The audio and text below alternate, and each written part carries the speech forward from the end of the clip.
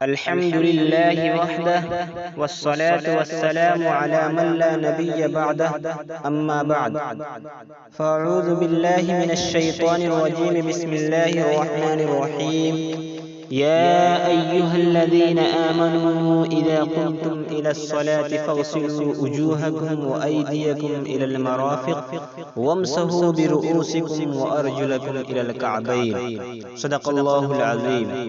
محترم ناظرین و سامعین، نماز کے متعلق مسائل میں آج گفتگو کریں گے شرائط نماز سے متعلق، یعنی نماز کی کتنی شرائطیں ہیں، کن کن چیزوں کا خیال رکھنا ضروری ہے۔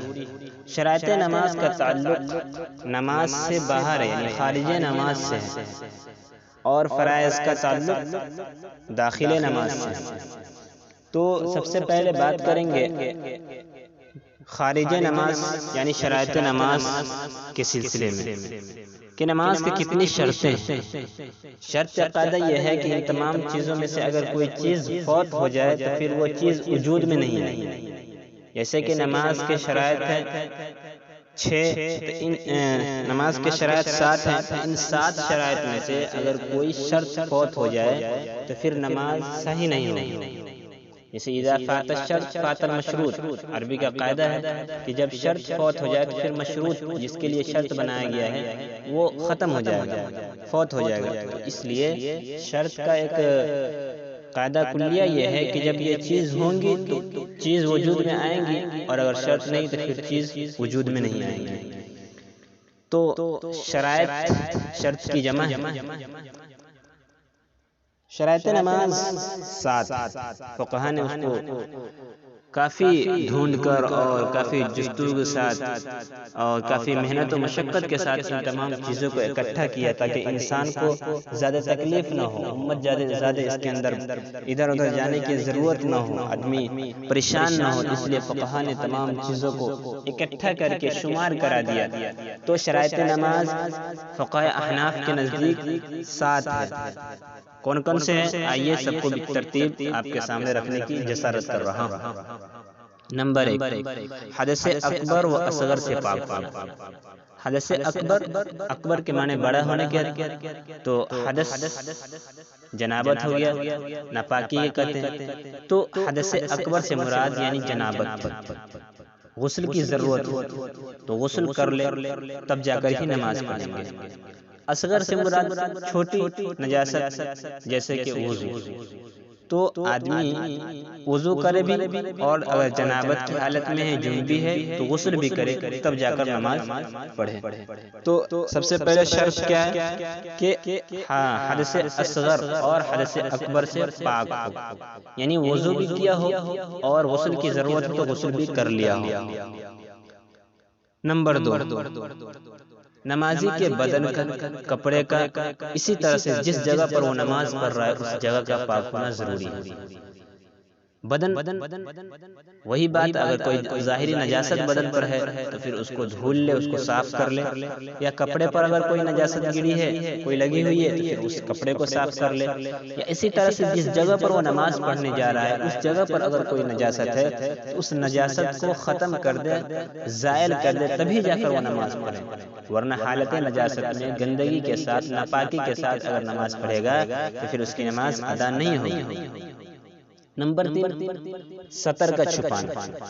سطر اس حصے کو کہتے ہیں جس کا ڈھانکنا، جس کا چھپانا شریعت کے اعتبار سے ایک طرح سے ضروری اور لازم ہے۔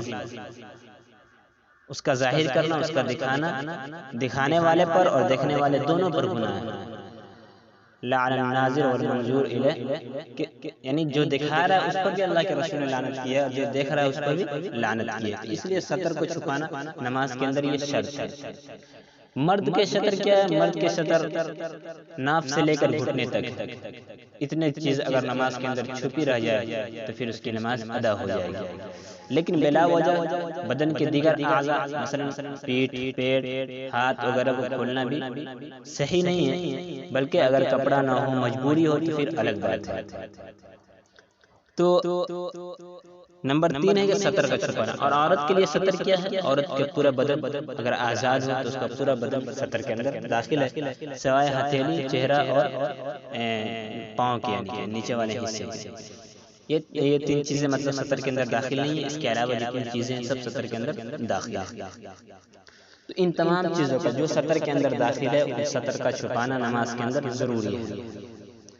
نمبر 4 قبلہ رخ ہو، نماز پڑھتے وقت ہم کس طرف گھوم کر نماز پڑھے، کس طرف ہمارا رخ ہو، ہم کدھر کھڑے ہو کر نماز پڑھے، تو اس سلسلے میں مسئلہ یہ ہے، یہ شرط میں داخل ہے قبلہ کی طرف، یعنی پچھم جو ہم کہتے ہیں، ہمارے ہندوستان کا جو علاقہ ہے، پاکستان کا علاقہ ہے، ان سب کے جو قبلہ ہے وہ پچھم کی طرف ہے، تو پچھم کی طرف انسان اپنے رخ کو کر کے نماز پڑھے، یہ شرط میں سے ہے۔ جہاں قبلہ معلوم نہ ہو پھر وہاں پر تحری کا مسئلہ آ جائے گا، آپ کہیں ایسی جگہ پہنچ گئے جہاں پر قبلہ معلوم ہی نہیں چل رہا کس طرف ہے، پھر وہاں کے لوگوں سے پوچھیے، اگر لوگ نہیں ہیں، کوئی آدمی بتانے والا نہیں ہے، پھر آپ تحری کیجئے، آپ غور و فکر کیجئے، آپ سوچئے کہ قبلہ کس طرف ہو سکتا ہے، پھر آپ اس سوچنے کے اعتبار سے آپ کا دل جس طرف گواہی دے دے ادھر نماز پڑھ لے، اس کو تحری کہتے ہیں۔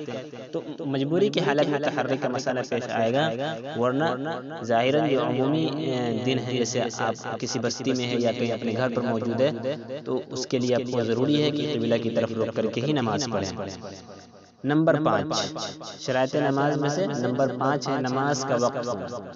نماز کے وقت سے پہلے آپ نماز نہیں پڑھ سکتے، اگر نماز کا جس نماز کا وقت ابھی نہیں آیا ہے اس نماز کو اگر آپ پڑھیں گے تو وہ نماز ادا نہیں ہوگی۔ اللہ قرآن میں ارشاد فرماتا ہے ان الصلاۃ کانت علی المؤمنین کتابا موقوتا، کہ نماز اپنے مقررہ وقتوں میں فرض کیا، تو جو مقرر وقت ہے نماز کا انہی وقتوں میں اگر آپ نماز پڑھیں گے تو وہ نماز ادا ہوگی، ورنہ وہ نماز ادا نہیں ہوگی۔ مثلا آپ نے عصر کی نماز کو پڑھ لیا ظہر کے وقت میں تو آپ کی عصر ادا نہیں ہوگی، اس لیے شرط میں داخل ہے کہ نماز کا وقت ہونا۔ نمبر 6 نیت کرنا، نیت بہت ضروری ہے۔ عبادت کے اندر اگر نیت نہ ہو تو پھر وہ عبادت مقصودہ ہو تو پھر اس کے اندر نیت شرط ہے، اگر نیت نہ ہو تو پھر آپ کو فائدہ نہیں ہوگا، جو عمل کر رہے ہیں اس عمل کو کوئی فائدہ نہیں ہوگا۔ اس لیے کہ اللہ کے رسول صلی اللہ علیہ وسلم کی حدیث ہے انما الاعمال بالنیات، کہ اعمال کے جو دار و مدار ہے، اعمال پر جو ثمرات مرتب کیے جاتے ہیں وہ نیت کے اعتبار سے، اگر آپ نیت نہیں کریں گے تو پھر آپ کی یہ چیز یا جو آپ عمل کر رہے ہیں وہ عمل آپ کا قابل قبول نہیں ہوگا۔ یہ الگ بات ہے کہ اب نیت کس میں کرنا ہے، عبادت غیر مقصودہ ہے، عبادت مقصودہ ہے، یہ ایک الگ بحث ہے۔ بہرحال نماز کے لیے نیت کرنا یہ شرط ہے، اگر آپ نیت نہیں کریں گے ایسے ہی جا کر نماز پڑھ لیں گے تو آپ کی نماز ادا نہیں ہوگی۔ نمبر 7 تکبیر تحریمہ، تکبیر تحریمہ کہنا یہ بھی شرط کے اندر داخل ہے، بغیر تکبیر تحریمہ کے اگر کوئی شخص نماز شروع کر دے تو پھر اس کی نماز بھی ادا نہیں ہوگی۔ تو یہ تھے شرائط نماز جو ہم نے آپ کے سامنے پیش کیا۔ اللہ تبارک و تعالیٰ سے دعا کریں کہ اللہ تبارک و تعالیٰ ان تمام مسائل کو اچھی طرح سمجھ کر ہمیں اس کے مطابق عمل کی توفیق عطا فرمائے۔ آمین۔ وآخر دعوانا الحمدللہ رب العالمین۔